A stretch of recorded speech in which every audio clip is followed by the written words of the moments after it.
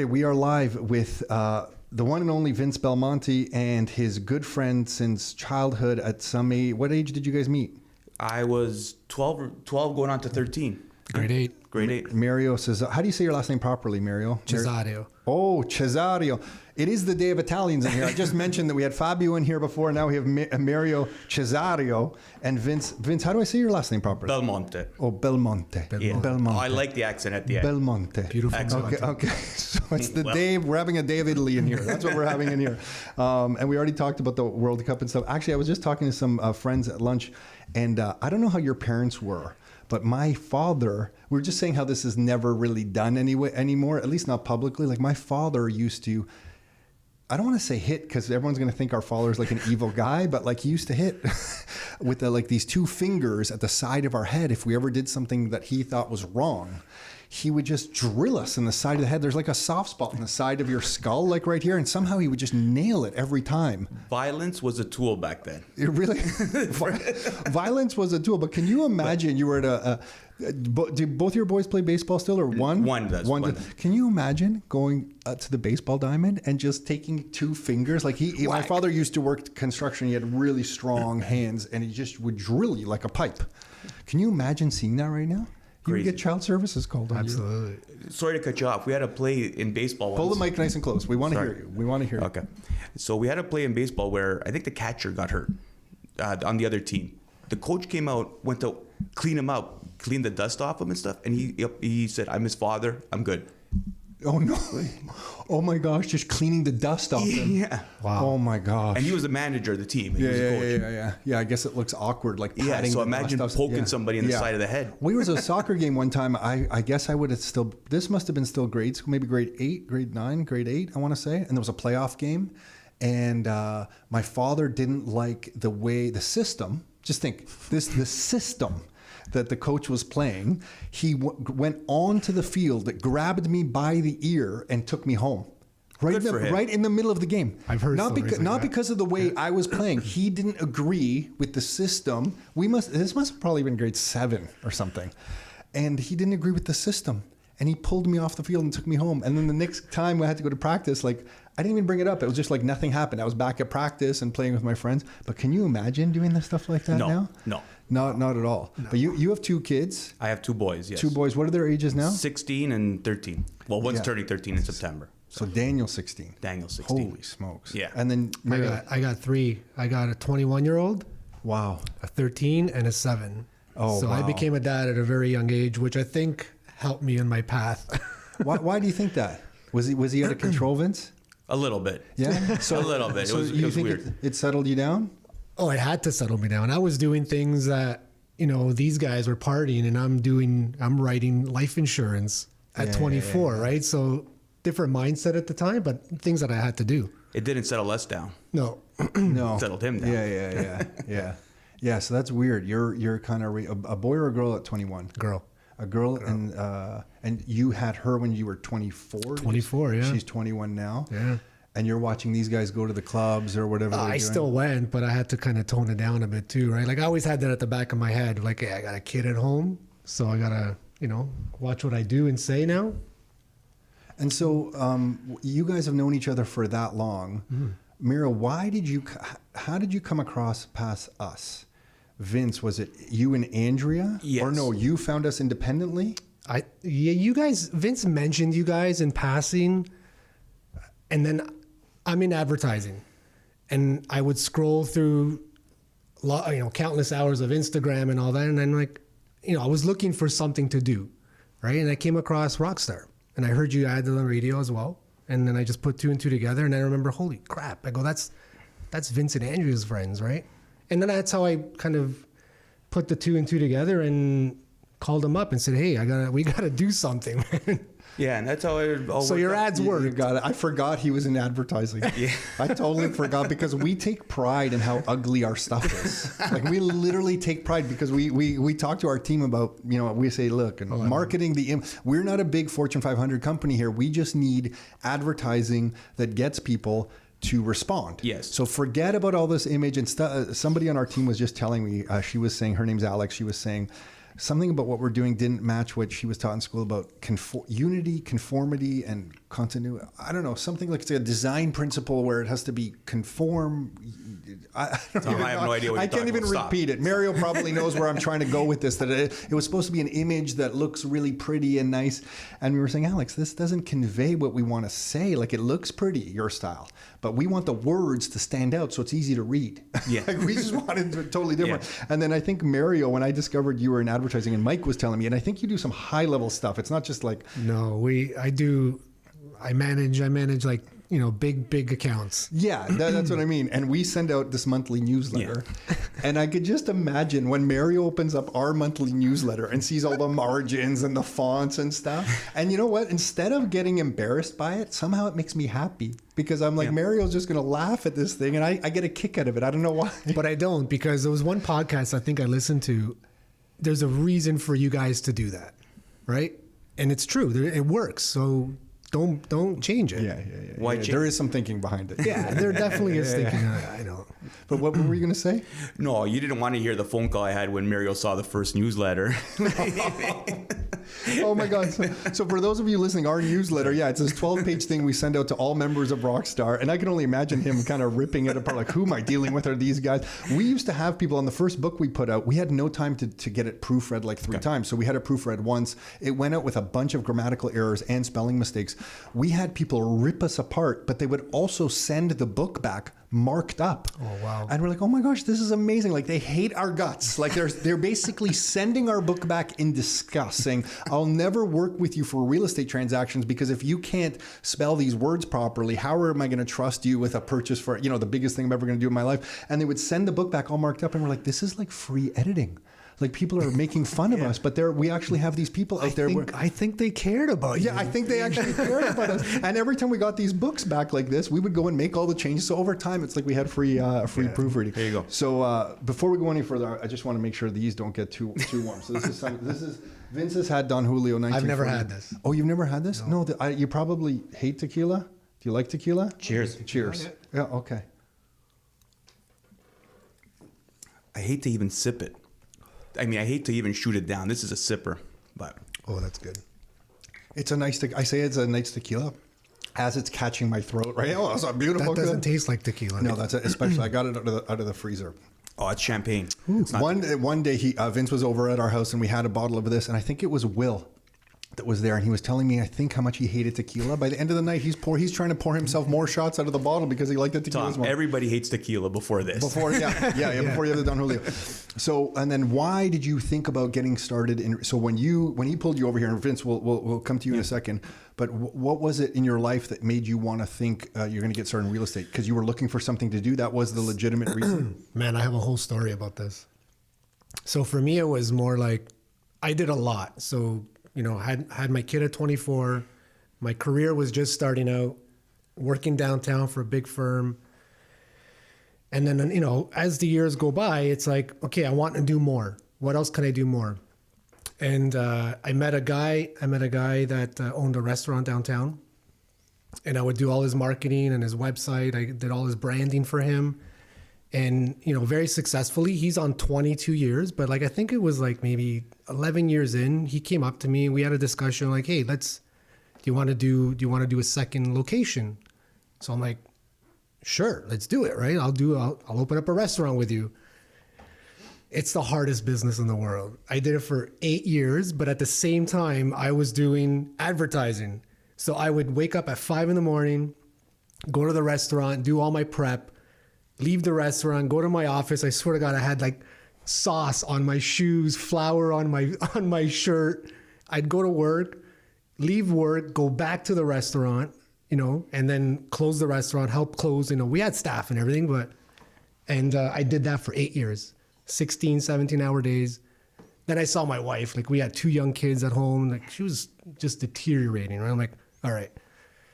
Where I wanted to take the restaurant business was franchise, open up more locations, get us out of the weeds, kind of go big. We had investors all lined up. Where was the restaurant?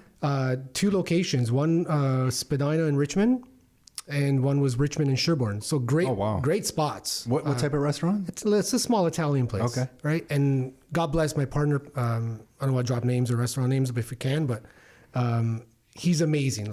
such a workhorse entrepreneur guy, but he just didn't want to expand because we know the issues with restaurants.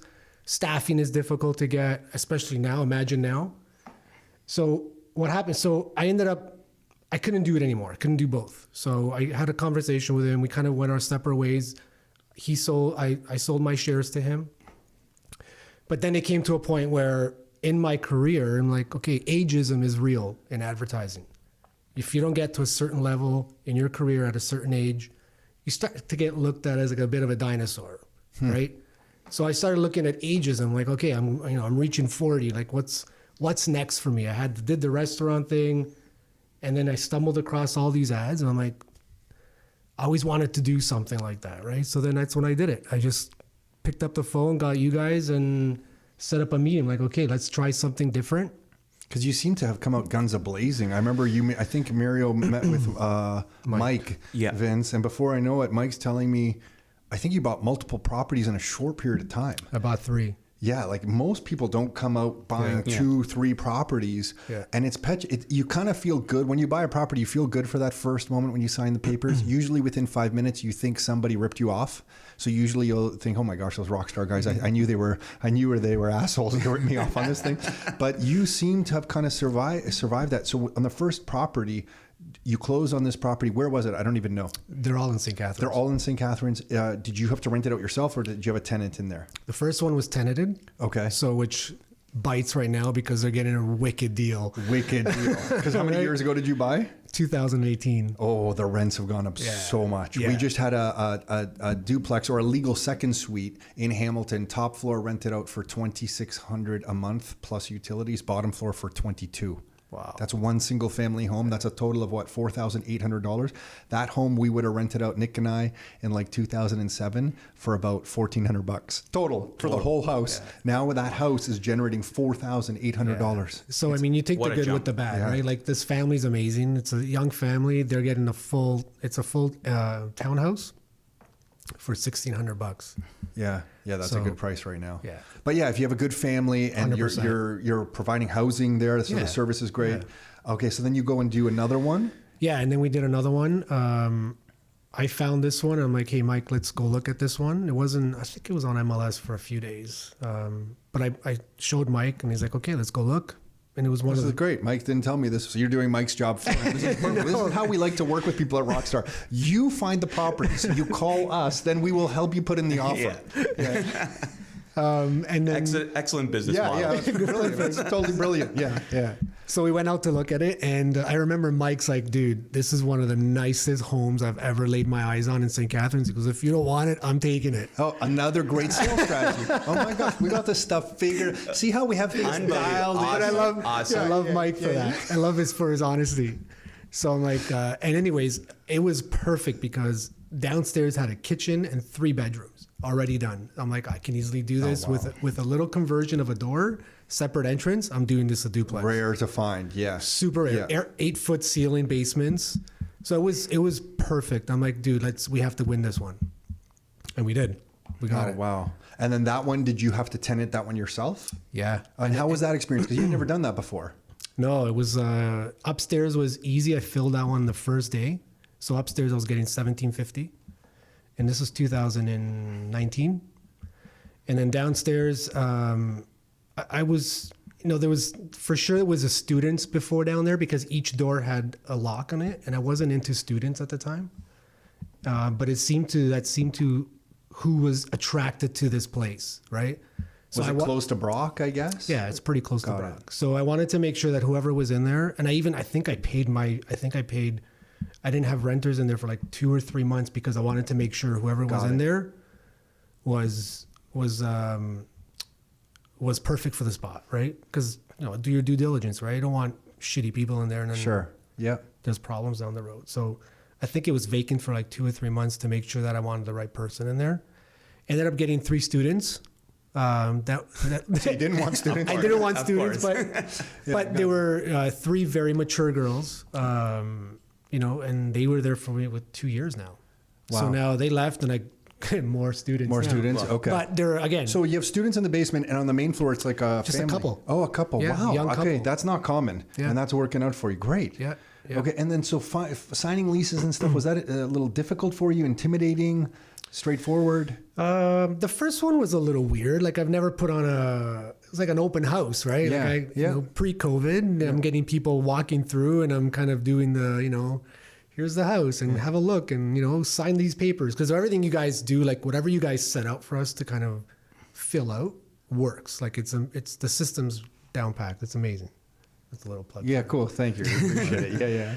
Yeah. You can now plug your buddy with the restaurant. Now we can go plug for plug. We can do that. I'm joking. Okay. Yeah, you can mention his restaurant. I didn't know if you wanted to or not. You could totally mention Fazzaro's, Pat. Fazzaro's is Fazzaro's. Fazzaro's. It's such an amazing Italian restaurant. Yeah. I love it. Cool. Very good. I miss Very it good. every day. Oh, awesome. Best sauce in the city. I tell Really? you. Yes. If you ever Really? go downtown, best sauce. Let's all go. Book a reservation. I will do that. I will do that. We gotta go. I will do that. 100%. So you signed. You followed the process. You Yeah. signed. I find most people who, if they work, what we find is if you've worked in a corporate job, like at a desk kind of thing in front of a computer, when you go out to fill your first property, a lot of people find it intimidating because they're dealing with what I would call the general public, and in their role, they don't deal with the general public at their I'm in work. front of clients all the time, and So it was okay. Yeah, I'm in front Okay. of clients that make big decisions all the time. So I'm like, I was pretty comfortable Okay, with. because tenants will spill out their whole life story to you. I don't know if you've seen that yet or not. They'll tell you Yeah, everything. they try whatever they can to kind of get accepted and everything, but. Okay, cool. So you Didn't did it, and faze then me. the third property is also in St. Catharines, another rental duplex, single family home. You know what? It would have been an easy conversion to a duplex, but I didn't. I found an amazing family. They wanted the whole house, and pretty good rent too. I think I was getting 22 on that one. Yeah, Full awesome. house. Yeah, good for you, man. Yeah, That's not an easy thing that you've walked into and done this. Like, not everybody can pull off what you're doing. And I don't mean that lightly. I mean the stress involved. I don't know if tenants have called you yet, but there is a lot of work to own real estate. So especially we live in a world right now that maybe is, rewarding asset owners of all types a little bit more aggressively than I had ever imagined. But we had always anticipated that people who own assets are going to be able to circumvent some of the financial things that are coming all our way the easiest because they're asset owners. But even we didn't foresee real estate prices to go the way they've gone. And, looking at some of the data going forward, there's new construction starting in single family homes. Like, some of the supply is going to get a little bit better, but I just looked at our latest permanent resident numbers, our latest immigration numbers, and interest rates. We just renewed a mortgage at 1.2%. Wow. So when you have cheap money, you have not enough supply, and you have people pouring in, I just don't see that the price corrects in any meaningful way. And I have a feeling a lot of people who are maybe just a bit older than your daughter, who are about 25 right now, they're having conversations with people, Rockstar, saying, "Hey, tell me when the real estate market is gonna crash, because that's when I'll jump in." And I feel for that generation, because I really don't see an imminent crash. Maybe at a plateau, maybe prices will come down a little bit, but I don't see like a 40% correction in real estate prices just because of our fundamentals. But good for you. You have this asset base, and I'm sure if you've been doing it for a little while already, so you're already reaping the rewards financially from owning that. So good for you, man. Yeah, and I had Mike look out for another one yesterday for me. Oh, did you? Yeah, I think he mentioned that. That's he actually right. drove out to St. Catharines for me and checked it out. Inside was a complete redo, gut job. Was beautiful inside, but the outside needed a lot of work. He's like, down the line, you're replacing, air conditioner, furnace, windows. It's expensive. Yeah, windows are expensive. Roof, foundation. The bottom of these troughs was all wood still. Oh, So they didn't take the time to do it properly. But it was in a beautiful area of St. Catharines, and he's just like, you know what, we'll pass on this one. And I love that. I love that you guys do that. Like, anybody else would probably just say, yeah, scoop it up, right? Like, Mike's always been excellent. Mike's like, It's good to have him on our side. Totally. Or on Rockstar's side. yeah, totally. Yeah. He's always thinking long term. Yeah. And I'm sure Excellent. you know a little bit about Mike's story. Mike comes from very humble beginnings. Yep. He's Yep. got everybody's back. yeah. Okay, so you're doing all this, and then now Andrea, the way Andrea told me the story, so I hope this is correct, is that she said she found a property and I told Vince we're buying this property and that you're in agreement to buy this property. Yep. But I feel like your wife may have coerced you a little bit to be buying this property. She coerces me into everything. I do not make a decision on my own. But you guys bought a property. I also don't know where this property is. It's in St. Catharines. Yeah. Just saying that reminded me. I remember she called briefly, or we text back and forth briefly on that property. Yeah. And you guys are closing on that property? The 16th of September, I believe. So that'll be a straight rental. Is there a tenant in that property? Not yet, no. Okay, so you'll get that property. Yeah, we'll be looking for a tenant. So you have to call us, during that process, because when you go through that process, you'll see what I'm talking about. It's a little. Oh no, for sure. We're brand new into this, and we put both our feet in, and we'll see what happens. Why are you guys thinking about real estate? Tom, way back when, we were supposed to get in with Mario on the first property he bought. This was supposed to be a bit of a joint venture between the both of us. And it quite wasn't the right time for us. So we put it on the back burner for a few years. And all of a sudden we decided, I remember hearing a quote, I wish I remember the person. And they said, if you're saving money, you're losing money. Now, I don't know how much sense that makes, but to me, it kind of rung a bell a little bit, where it's, you know what, to have money in the bank like your parents always wanted you to have and this and that is not doing you anything. So we decided I think it's time again that we start looking. And then that's what we called Mike up and got the ball rolling again the last little while. And this is where we are. So we bought a house maybe a month after we called Mike, and this is where we are. Yeah, good for you guys. I mean, I feel like it's such a struggle. Someone on our team was just telling me that they were having this is actually a friend of mine was just saying they were having a conversation with a dad at the side of a soccer field, and this particular dad was commenting how the real estate market's so crazy and it's bound to crash, and they invested in GICs. I didn't even know the banks even attempted to sell GICs anymore. Like, what's the interest rate on today's GIC? I have no idea. What is a GIC? Yeah, exactly. And I kind of feel badly because they were probably taught by their parents, pay off all debt. Debt is bad. Yeah. Save your money. And for you to hear that quote that like saving, whatever it was, saving is not getting you ahead. What was it? If you're saving money, you're losing. You're losing money. Yeah, because you're not keeping up with the cost of living around. You're not keeping up with the assets around you. It's tough to have a conversation with people. I'm sure you guys have friends in your life where it's hard to even talk about what you're doing. They just probably think you're crazy. Especially if you grew up. Where did you guys grow up? Jane and Finch. You guys are Jane and Finch Italian. That's hardcore Italian, man. People were killing cows in the garages at Jane and Finch, man. Tom, be careful what you say. There was blood coming out of garages. There was many driveways with blood flowing down with the Italian families inside killing God knows what animal inside. The reason I know this is my brother-in-law's family is from Jane and Finch area, and his father was killing animals in the garage. So I know what was happening in the Jane and Finch Italian. I know I'm going to upset and piss off a lot of people, but I've had a few lambs killed in my garage. Oh my God! I'll never forget. Or cleaned out anyway. I can't remember if it was lambs or goats. I guess it was lambs. Our father puts in a bulk order with some farmer. These lambs come to our garage on one day with this farmer. He backs up. We're playing ball hockey on outside. This guy backs up to the garage. Car. Car. He backs up with garbage bags, and there's lambs, skinned lambs. In the garage, and there's like 20 of them. And then all of a sudden, my dad's friends start pulling up, picking, and my friends are like, "What is going on?" And I'm like, "Oh, don't worry, that's like nothing. There's just 20 dead lambs in our garage." Luckily, at that time, there was still enough people around doing all the similar things. But today, I feel like if you drop off 20 dead lambs in your garage, it's not looked upon kindly. Somebody's getting called. Different neighborhood. Yeah. Holy smokes, we've all been through so much on that kind of stuff. I remember our father coming back from Croatian Park in Mississauga. He hit a goose or whatever on the Eglinton. I think it was Eglinton, and in my mind, he stopped and picked it up and threw it in the back of our truck. But I think that's an incorrect memory because I don't remember ever eating a goose or anything. So I don't think, because if he brought it home, we probably would have eaten the thing. But at the time, these things all just seem normal. You know? I don't know if this story is true, but a friend of ours has a cottage up in Wasaga Beach, and his father, God rest his soul, what was eating his garden up there? Was it It may have been a raccoon, a squirrel, or I don't know what it was. Anyways, he goes, tomorrow we're gonna eat that. And I don't know if what was on the table was this animal, but this animal did not show up anymore. So. No more garbage was eaten. No more garden was eaten. Oh man, my aunt once in Croatia, a rabbit gets caught in the headlights of the car. She runs out, grabs the rabbit because it was completely frozen, like it didn't move. Yeah. She was able to go grab it, and in the back of the trunk, you just hear this thud, like boom, boom, boom. Where I guess she's holding it and just like smashing it to kill it. Smash the head to try to snap the neck. I guess that's what she's doing. And the next day we ate it. And this stuff just seemed kind of normal to me. But I know now when you repeat the stories, you're like basically, I don't know, some outcast from society. Yeah. But I'm glad you guys are doing that. So glad you guys are on board with these stories. Yeah. So where does this real estate thing kind of lead for you? Is this something, I guess, Mario, I'll ask you first. Is this something, I guess, now you'll hold for some time? Is there a price point that you're going to sell and say, I'm out of this? Do you talk to your kids about this? Like, what do you think of this stuff going forward? Yeah, I mean, I talk to my kids as much as they want to listen to about it.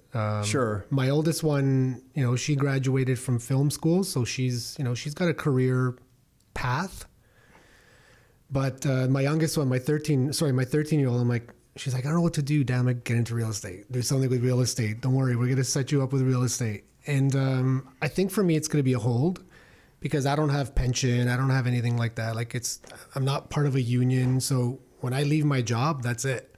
So this is going to be some kind of income for me, hopefully.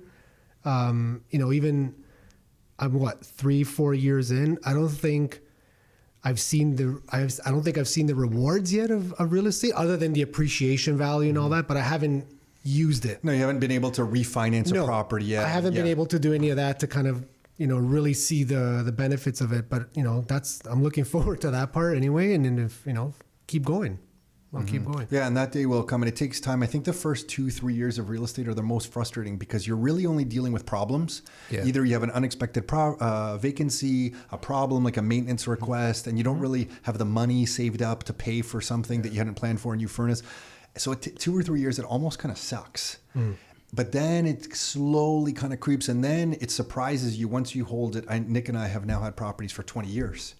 And at the beginning, we had no money for any renovation. We had to scrape money together for renovations if we had to update a washroom or something. So for years, I didn't even know why we held them. I think it was just too much trouble to even sell. Yeah. So we just kept investing. And then after 5 years, it's interesting. And then after 10 years, and I can tell you now definitively, after 20 years, it's like, whoa. Like how much equity is in there and what can we do? Yeah. And this is after refinancing properties several times. You still have a lot of equity. Yeah. Right. So the problem with me is that I'm not afraid. Like I'm a risk taker.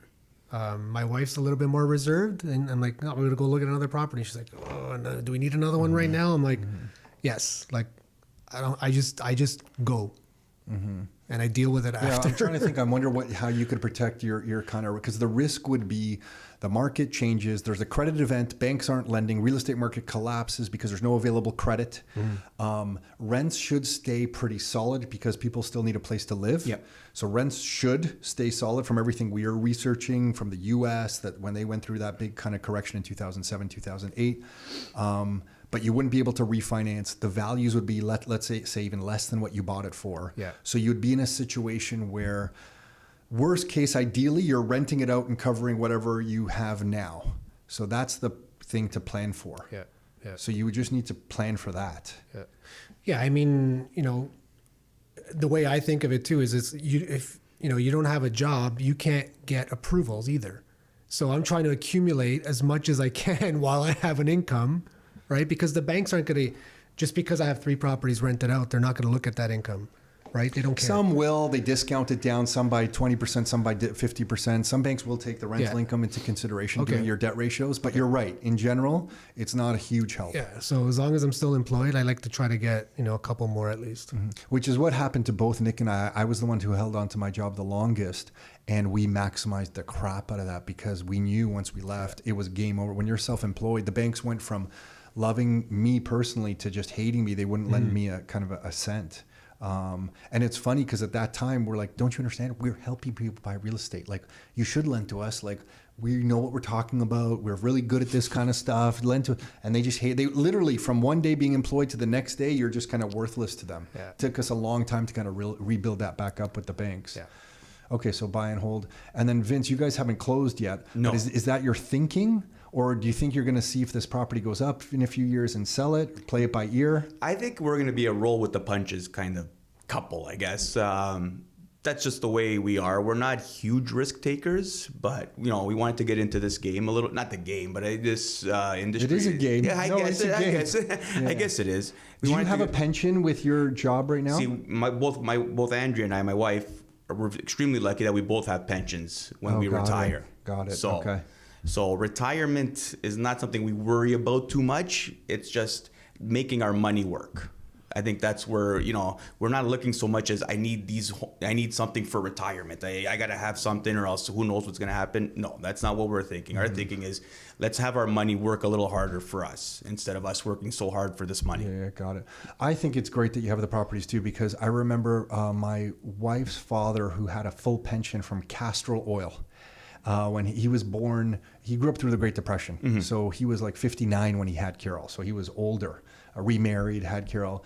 But his pension, even though he had a pension, and I think it had some inflation adjustment component to it, the cost of everything just outpaced what his pension was able to provide for him. Yeah. So he was constantly coupon clipping, trying to make his dollar go further. Yeah. I hope we're not at that. I hope we don't get to that ourselves, but... I'm not commenting on you yourself, no, but I think that's where we're headed. It's something that I just want to be direct with people on how I think, and I could be 100% like I understand I could be way wrong, I think 100% we're headed to a time where everybody who thinks they have enough money for retirement is not even going to have close to enough money for retirement because of the amount of money that needs to keep coming in the system that's going to push prices of things higher. I don't think any inflation. Yeah, thank you. Inflation is going to push everything higher. I just don't think these guys who plan for the pension payouts are even remotely close to figuring this kind of stuff out. Yeah. And that's why I'm happy that you guys have this stuff. I know you also, I don't know if you wanted to talk about, I know you also have a little bit of, are we allowed to talk about Bitcoin? Absolutely. You have some Bitcoin. You bought some Ethereum like 3 years ago, Mario. Just weird. He's just weird. Yeah, and then listen, I just need to tell you about, I need to tell you the difference between Bitcoin and Ethereum. This is what I need to tell you. I assume you have some Bitcoin. You have no Bitcoin? No Bitcoin. Oh my gosh, we got to get some Bitcoin. Is Greg Foss going to show up? Yeah, Greg Foss actually lives here. Greg Foss lives in there. If somebody shows up that doesn't have any Bitcoin, he comes in here. Remember those Old Spice commercials? Oh, that's where great. Who would run down, I forget, isn't the guy on America's Got Talent now? I forget the guy. But the Old Spice commercial, that he would run people down. See, this is a big advertising idea. Yeah, exactly. So Greg, who knows if it's sold any more Old Spice, but it was a great commercial. Greg Foss actually tackles you as you leave here if you don't have any Bitcoin. So when we leave here, Vince, you pull a right, let Mario go left, because Greg Foss comes out of that office over there and he just will run him down. Yeah, because he knows I have some. Yeah. Oh yeah, he smells it. We actually Greg Foss demands that we report back to him who comes here as Bitcoin owners and who doesn't. But listen, you need to just understand. The guy is awesome. He's awesome. He's amazing. I do follow him on Twitter. Yeah, I do too now. Yeah, he's a little shy on Twitter. I find he's a little toned down. He's reserved. He's reserved. He should speak up a little. Yeah. Greg, he literally he basically makes fun of Trudeau, some of the biggest economists in the U.S., some of the biggest professors who teach economics in the U.S. Basically, if he thinks you don't have it figured out, in his mind, it's all grade 11 math. Have you seen that meme when it's just math? When it's just him saying to some music, it's just math? Have you guys seen that meme? Yeah, but he always mentions that. It's just math. It's just math. I love it because for years we were doing our little economic update. Yeah. And I was looking at different math, but I was always thinking to myself, with the debt, when the debt is growing at the rate it's going, if the economy is not matching, it just means there's more money. The inflation rate's going to go crazy at some point. We're screwed here. Everybody needs to own assets. So when I met Greg and he's just pounding the table saying it's just math, I'm like, oh my God, I found my hero. This guy's he's older than me. He's saying exactly what I'm thinking. I mean, this guy. No, he's pretty awesome and smart dude. Totally. Smart. Oh my gosh. So good. He was actually, he wore the Your Life, Your Terms t-shirt at some documentary, I think, that was filmed. Okay. We have I don't know if you know, we have a limited edition print. It says YLYT. No, but for him, we have a Bitcoin logo up here. So it's YLYT, it says Your Life, Your Terms, and then right here, there's a Bitcoin logo. And it's a Patrick, who's a member of ours, on Twitter, wore our t-shirt and put a Bitcoin sticker here. Greg Foss sees this on Twitter And goes he insane. texts me and he's like, how come I don't have this t-shirt? And just to be goes fair, insane. I don't know if he actually said it that way, but that's the way I remember it. Like, Yeah. why don't I have such a t-shirt? Because he loves our Your Life, Your Terms t-shirt. He represents it so well. Yeah.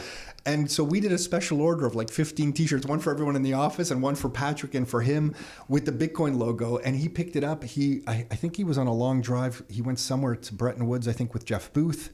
We gave one to him to give to Jeff. I don't know if Jeff... The author? Yeah, I don't know. So Jeff Booth might have one as well. But apparently Greg is wearing ours on some documentary. So if you see him wearing a YLYT t-shirt with the Bitcoin symbol... That's it. That's where it came That's the from. story. Yeah. Why don't I have one of these? But Ethereum, I need to get this off my chest here. This should Mary, be you need to interesting. understand. No, you just need to understand. Bitcoin is more like I know everyone's gonna have their opinion. Bitcoin is more like a digital money. Ethereum and all the other ones that are referred to as shitcoins or altcoins or whatever, to me, they're more like technology plays. So back in the tech boom, there was companies that were coming up with great ideas, and some of them went on to do great things, and some of them failed wildly. This is what this whole other space is. These things generally are these things are not the same as Bitcoin. And for a whole host of reasons, I'm going to now have to give you one of my books, The Bitcoin Standard, that I keep handy for when I meet people like you. Yeah, there's some fresh copies. I don't have to go anywhere. I just grab it here. So when you leave here, you can read this book, and Saifuddin does a much better job And than sell I do. your Ethereum. Yeah, you can hold his Ethereum if he wants to hold the Ethereum. But yeah, basically sell your. No. Do with whatever you want. But you need to understand Bitcoin's different. It's a different piece. Okay, I keep waiting for these dips, and then when the dips come, I'm like, I'm gonna wait again. A And then Bitcoin dip? Yeah, and then It's all a dip. It's all a dip right now. You just buy it. See, that's where I'm at. That's what I was explaining to Nick. Nick was like, I'm like, no, this is all a dip. It doesn't matter 62K, 30K. You just buy it. You just buy it. it's on sale right now. It's tough to see. This is like anyone listening to this, please do your own homework. Yes, absolutely. It's much easier to talk about real estate that produces an income and I can touch it. If you're going to buy, don't listen to Tom, do your own research. But to me, it's tough to see 10 years from now where we don't reflect back and go, wow, that was a real kind of missed opportunity. Should have loaded up a little bit more. But you have to go down the rabbit hole yourself. You got to research this stuff. It's not the kind of thing I think you would feel comfortable buying unless you do your own research. Mm-hmm. You know, I don't think you can treat Bitcoin like somebody told me to buy some, so I just got it and I went all in or something. No. Sit down, do your research, read about it. Of course. Figure out if it's right for you and where it fits in your life. Yeah. But Mary, I'm here to tell you it does fit and you better buy some. Otherwise, Or else don't walk in this office again. Yeah. But it is, otherwise, the Rockstar office is closed. You know? It's closed. You have to text Mike only. You just text Mike and you see Meet him outside, maybe. Or You buy the property, but we don't communicate other than that. Okay? Deal. But I do believe over the next 10 and 20 years, we're just headed to an environment where you're going to want these assets. So if we flick back to real estate, I just love the fact that you guys are buying real estate because I strongly believe that that's kind of the way. So I remember my brother always, because my brother has also done real estate, and he's like, you know, you're working for money, make your money work for you now. Yeah. And when he said that, it clicked, and I'm like, fuck, you're right. So, you know, I can swear, but no, you're right. You can swear? Yeah. Okay, then we're gonna drop a lot more F-bombs. Yeah, no, yeah. But he's like, make your money work for you now. And when as soon as he said that, like he's got a couple of buildings, and he's been doing it forever. I just cool. This is your brother? My brother. He lives wow. out in Belleville. Oh, cool. Yeah, he owned a very successful franchise up there, and he retired at 50. And once he sold that, he was bored for a year later, and then he ended up buying a couple of buildings, or 3 buildings for properties. He sold one off. He's got 2 now, and now he just like farts around and does like, you know, home renovations with someone, and just to keep busy. But you know, when he bought those buildings, that should have clicked in a little sooner for me. I don't know why I waited so long. Well, we're all busy. That was maybe at the time where you were doing the restaurant thing, and maybe. You don't. We can't. You can only intake so much. Yeah. So, but that whatever he said to me that time just stuck with me, and I'm like, all right, need to do something. Yeah, it's a tough thing. And then how do you tell people just to buy a property now? You need a bit of money. Mm-hmm. Let's face it. And most Canadians we deal with are tapping into equity in their primary place of residence and pulling it out that way. Very few people come to us and say, hey, I magically was able to save up $100,000 and I'm ready to buy real estate, right? They're kind of taking some from their other place. I don't know if the AC turned on in here, guys. I'm sorry. It's hot. What can you tell me? What's going on with Do you follow the Blue Jays? Pretty closely. Yeah. Okay. So like, I gotta understand this. Yeah, I'm 'cause gonna leave now. No, you don't follow the Jays at all. I don't follow Jays. I don't either. I'm just a bandwagon jumper. okay. Unless Yeah. Roberto Baggio plays for the Blue Jays, if they ever draft him, He's just Mario will an be Italian right soccer fan. Are you at least a Leafs fan? No, Leafs I'll fan? watch hockey, but So you're I'm just not, Italian soccer. Not even Italian soccer. no, soccer in general. I love. No, but you Italian soccer fans are weird. We had the best Italian player here, Sebastian Giovinco. Oh, here we go. No, he was amazing. Now I know he's you a didn't free like him. agent. Tom, you almost kicked me out of your house one he night. was amazing. At the one time when he was here, I would say he's maybe the second best free kicker in the world while he was playing for TFC. Against third-rate goalies, against third-rate keepers. Sorry, I can't say goalies is a hockey term. If you put it in the Keeper. corner, off the crossbar and the post and in At a it mile doesn't an matter. hour. Oh my mile. God, Vince! Tom. Giovinco was the best free. I thought he was the best in the world. I'm only saying second best because at that time I think Pirlo was still playing. And I know to you guys, Pirlo, like, oh my God, he's he a can little never bit be better than overrated, Pirlo. too. He can better, but then no one's better than Pirlo. But I'm telling you, man, he was brilliant. He's not a bad player. Underrated. He should have played for Italy. Best MLS player ever. Whoa. Well, maybe not. I don't know. Yeah. I don't follow it close enough. No, to no, really. no. He's right a up free there. agent now. He's right up there. They should. Yeah. They should He bring him may- back. TFC should build a statue for him. Absolutely. Altidore, Giovinco, Yes. and Bradley. I think all of them. Everyone hates Bradley. Don't get me No, started. Bradley, why do you hate Bradley?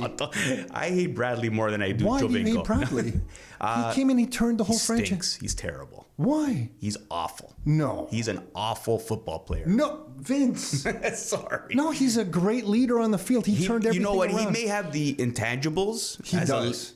As a leader, I'll give him that. I'll give him that. But as a football player, he's got absolutely no skill. No, I'm a Bradley. Yeah, it looks like he has two left feet. No, what about Altidore? Altidore, we need a statue for Altidore. Altidore I scored love- some of the biggest goals we've I ever don't know had. what it is about Altidore, but I love the guy. I would put You're that. a weird TFC fan. I would man. put him way You above. hate two out of the three best players we've ever had. I hate is a strong word for Giovinco, but I do hate. Giovinco, I think, has a house here in Oakville. Good for him. Yeah, he's got a lot of friends here. Yeah. Yeah, because I think it was Aiden or my daughter. Somebody saw him on Instagram. Like Giovinco's in Oakville right now at his house. Yeah. So He's got a lot of family or friends out here. Yes, he stuck around. But Toronto's then a great place for him. Yeah. For a lot I of was gonna say, people. well, best pasta, best tomato sauce. He's in the got world at 7 of this his restaurant. jerseys.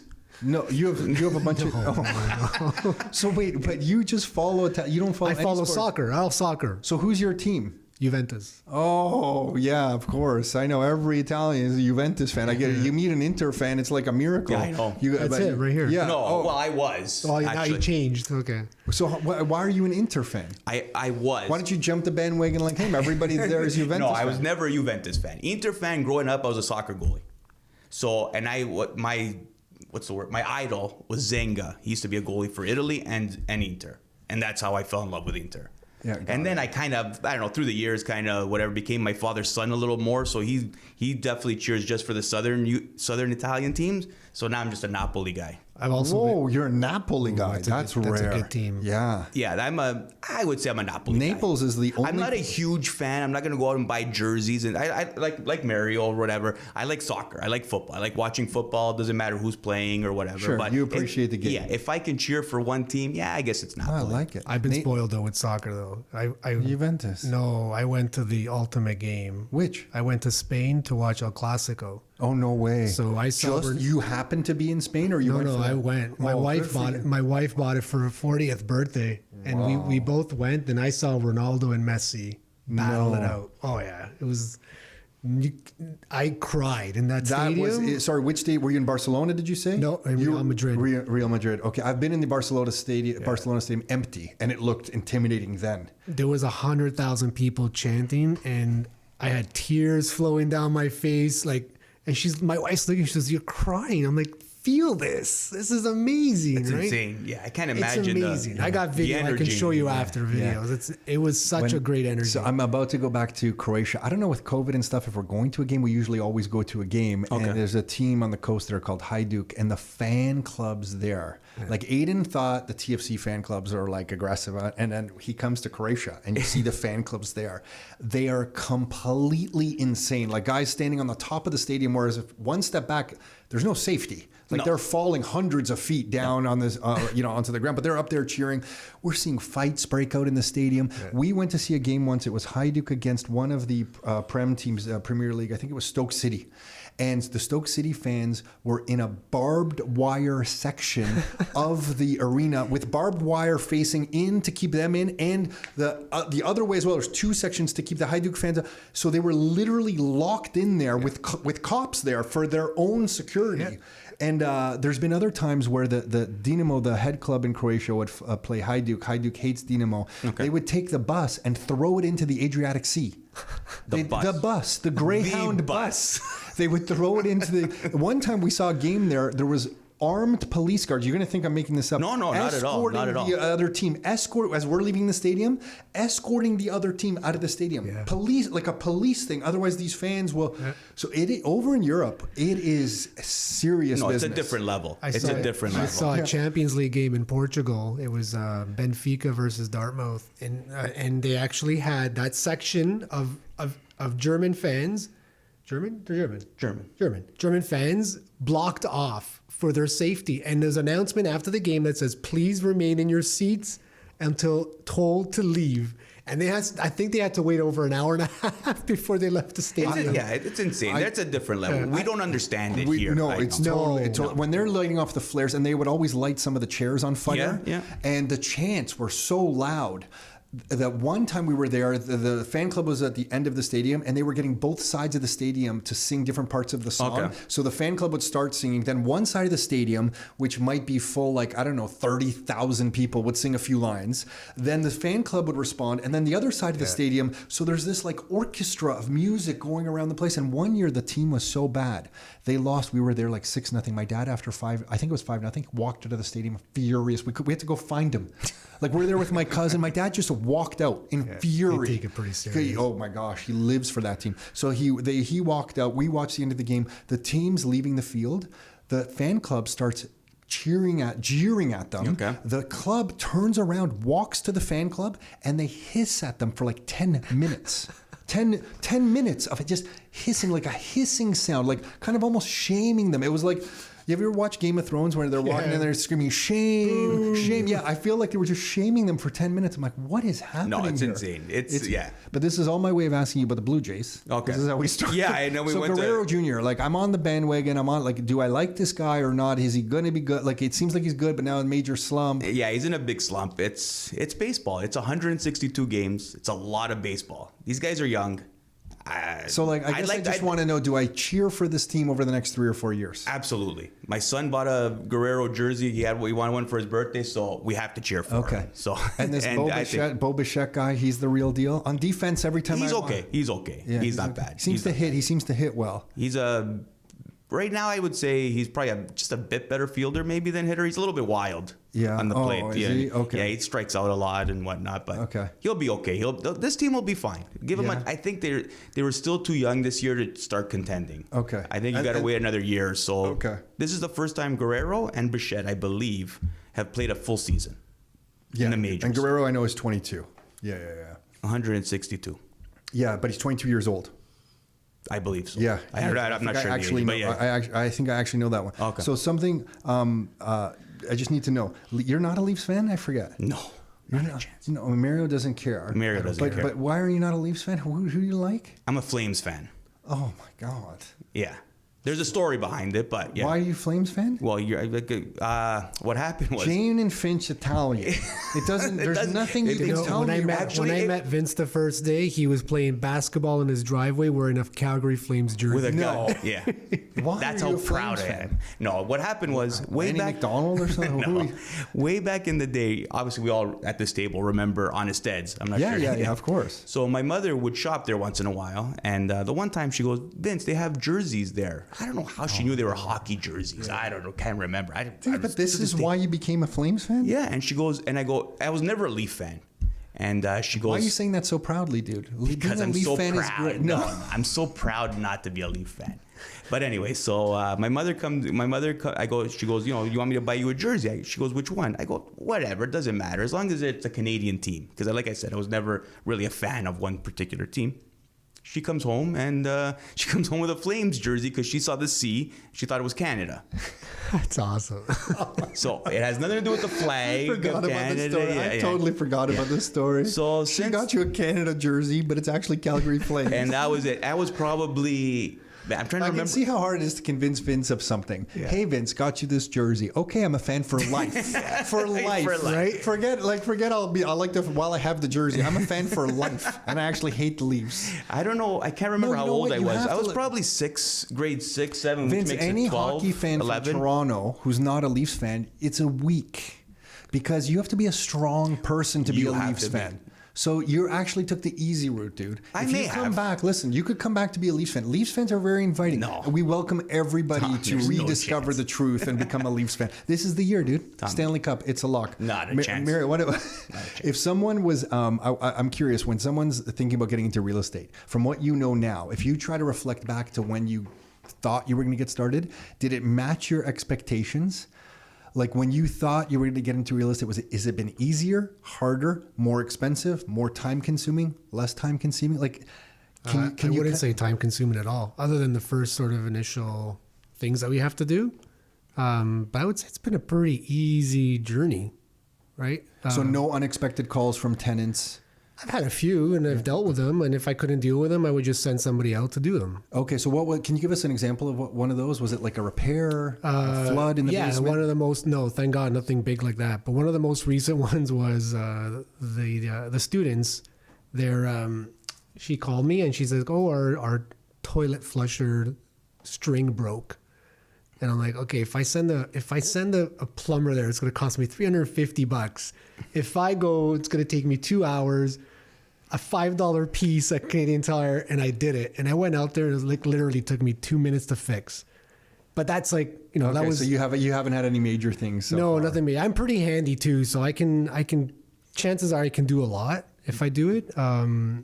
But if it's something major, I'll have to call somebody. How do you think about reserves for your property? Nick and I try to always, and so our financial systems changed a little bit. It's not as like pressing right now, but we used to try to build up $5,000 was like, let's try to let an account that is associated with a property build up $5,000 because then if we need a new furnace. Is that like a safety net? Yeah. Kind of like thing? At the time in our 20s, then we didn't have any extra money. So if a furnace went down, like it was a problem. We didn't have money to get the furnace. So that was our goal.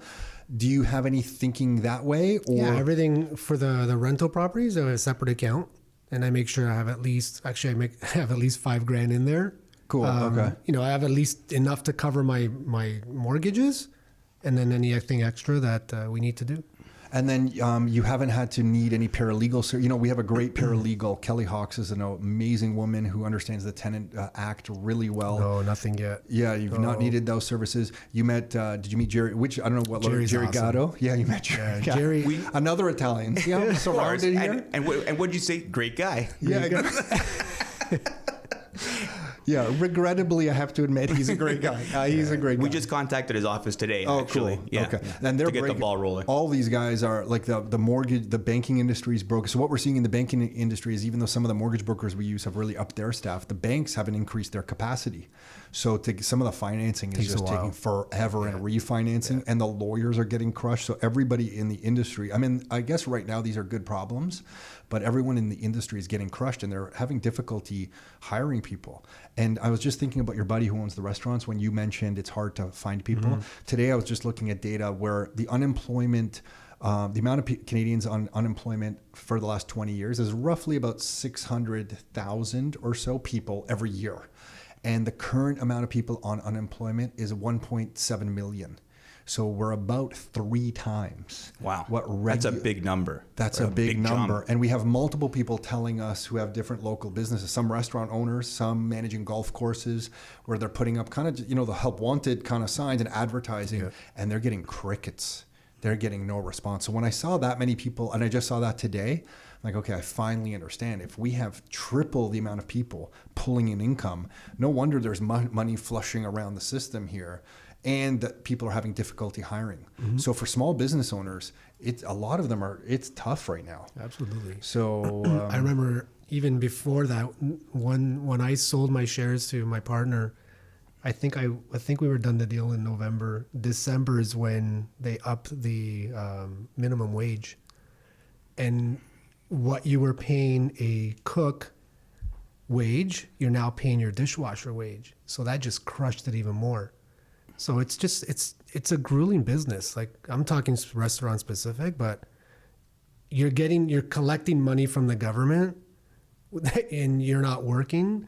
You're not going to go work in a restaurant. Yeah. Right. It's sad. Like, and it's a tough thing. Like, the restaurant it's fun. And if we go down to lockdown, I don't even want to envision our winter right now, but I'm just thinking, like, some of these restaurant owners, we've been trying to support the restaurants that we kind of visit, takeout, tipping, even though we're doing, just trying to do our part. Yep. But at some point, you got to think some of these businesses. I'm just scared that if we go down to another lockdown, what happens to some of these businesses? And anyway, I'm just reading today on Twitter, just people are already talking about it. We got to lock down indoor eating again. Yeah. Like, I don't understand.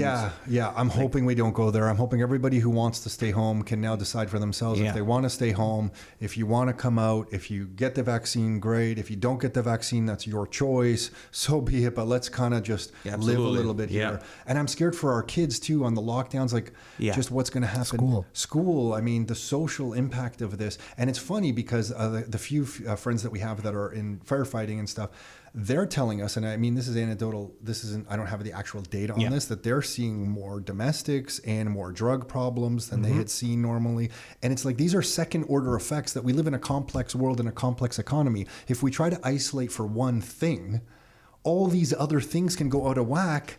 And nobody's watching out for this stuff, or no one seems to care, even if they are kind of looking at some of this data. But who's monitoring all this stuff? Even in my industry, I can't tell you how many people have taken a leave of absence from a mental health issues and that I can't even blame some people, because on the media, when it's always just be scared, lock down again, here's the number of cases. Like, can we just stop talking about cases? Like, if we're going to talk about deaths and hospitalizations, if the whole thing was to make sure the hospitals don't get overrun, why are we not as a country talking about how many ICU beds we've added? And that's the only thing I'm kind of like, why is no journalist saying, hey, in Oakville, we've been able to add 2 ICU beds or 20 ICU beds or 50. And I believe private businesses, if we were, and by the way, I've communicated with our government this, that if you came to private businesses and said, hey, we need some fundraising efforts because we need to get 10 ICU beds in Oakville or 20 or 30 or 200 pronto, there's businesses out here that would fundraise for that. They'll do it. We would gladly fundraise for that. Yeah. Where are those requests? And then when I ask, how many beds have we added? Crickets. There's no response. I'm just curious, like, if this is a hospital thing, how much have we added to our hospital system? You get no info. We're coming to the point now where, okay, this is enough. Let's get real here. Let's ask some real questions. But anyway, it's probably why I'm not in politics. I could not kind of. It's a tough game. That's a tough game. It's a total tough game. Yeah. So, last thing before we wrap up here, do you talk about real estate with any of your friends, or is that just a subject that you kind of leave off? And some of them, some of them are into it. I don't like to.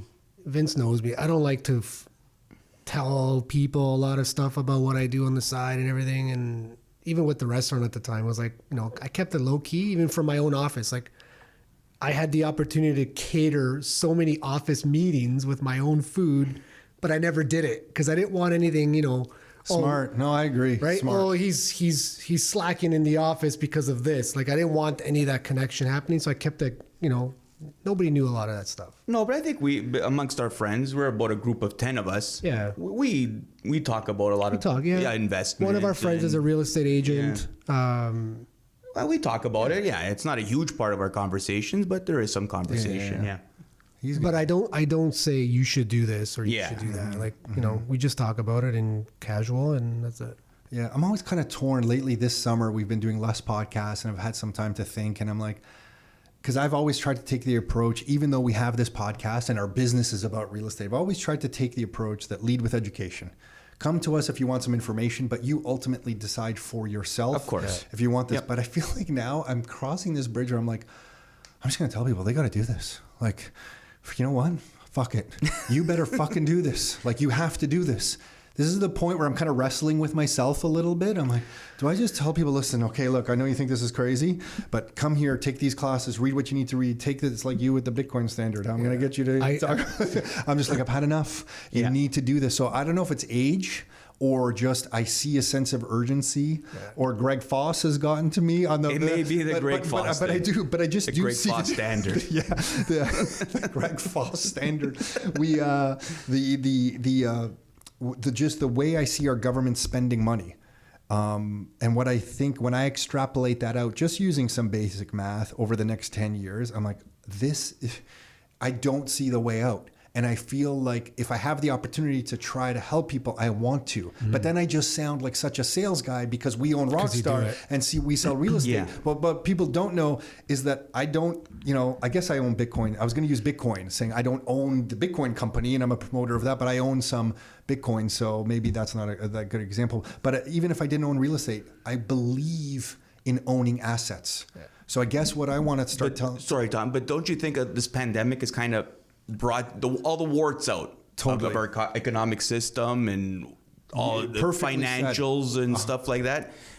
I never followed it closely, to be quite honest with you, like the financial markets and this and that. But with this pandemic, people have more time and all the ugliness is starting to come out. Yeah. You know what I mean? Like it's easy when everything's grooving, everything's rock and roll. It's easy to carry on inflation, this, inflation, that's okay. I'm working, he's working. But now people aren't working. People are having a hard time. Governments are handing out money hand over fist. They're just printing money. Like all the ugliness is starting to come out now, and people are smarter these days. I think some people are paying more attention to it. You're right, 100%. Well said. I agree. And I kind of skewed one of my buddies' perception on real estate. He's heavily, not one of our buddies, another guy. He's heavily into the stock market. And every time I bring up the housing thing, hey, you gotta do this, you gotta do this, and he's like, do you know what I can do in the stock market with 100 grand of a down payment? Like he's so the other way, and then you got to deal with tenants, and then you got to deal with this. And I'm like, there's no converting you. Yeah. You're just. And he's right. You do have to deal with tenants, and he's right on a lot of what he's saying. Yeah. But a lot of people, and I guess your buddy's using some leverage. That's why he's talking about it. You can't. The leverage you get with real estate is often from a lot of people. I'm not saying your buddy at all, but for people I deal with, they never take that into account. I'm like, well, with $100,000, I can control, $500,000 property, $600,000 property. And that gives me a lot of opportunity to make some gains on my $100,000 when I'm leveraging it like this. It's basically like I'm shorting the dollar. I'm basically saying, forget these dollars. I will borrow all these dollars, but my hedge is that this real estate, this scarcer asset real estate is going to appreciate more than these dollars are going to go up in value. Yeah. And then Vince, to your point, it's just, to me, it's such basic math. Like when we started this business in 2008 or so, there was about $9 trillion of debt in the US. Today, there's 27 trillion.